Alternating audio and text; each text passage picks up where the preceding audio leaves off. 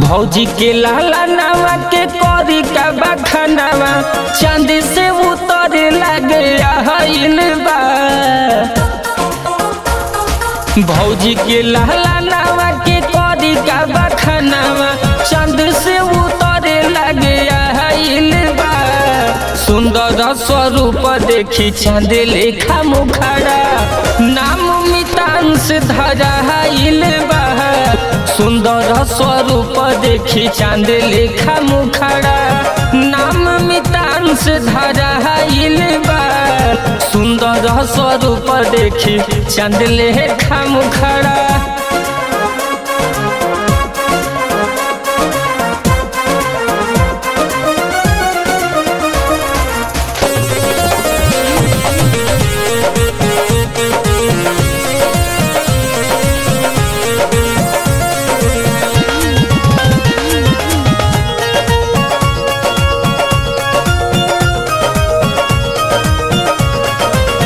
भैया रंजीत भाभी सीमा के आंगन हंसी हंसी खेलता रे सुभर लाला।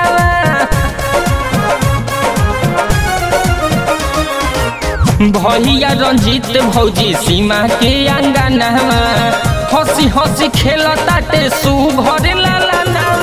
गाँव रायपुर बाटे सवर टोला दुआरा बाहर देखया बा।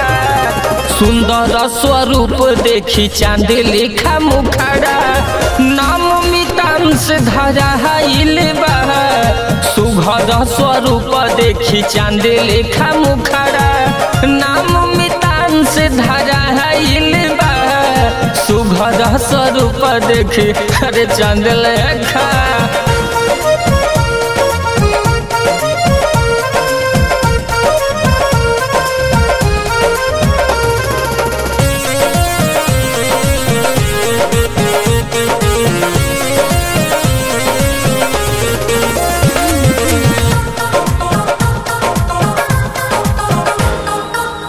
मामा हिमांशु प्रियांशु के आशीष हो जिया ये सुहानी तू लाखों बरिस हो।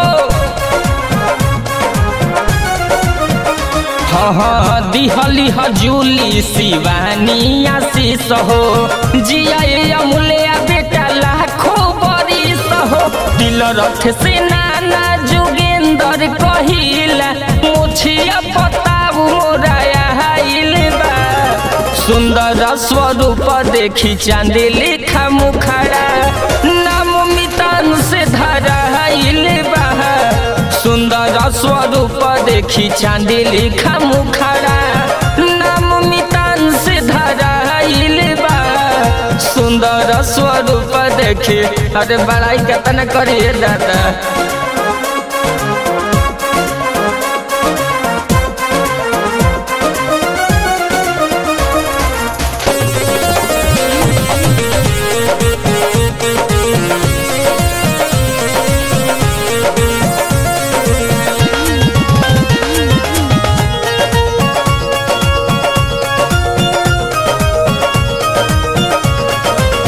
अजित राजेश लगी है लइका के चाचा से मरी लिख देले जिंदगी के काठा। सुना लगी अरविंद वो हई लइका के चाचा से मरी लिख देले जिंदगी के काठा। दादी कहे नजर ना केहू के लागे दादा के भी मुँह पर समाइल बा। सुंदर स्वरूप देखी चांद लेखा मुखड़ा नाम मितांश धरा बा।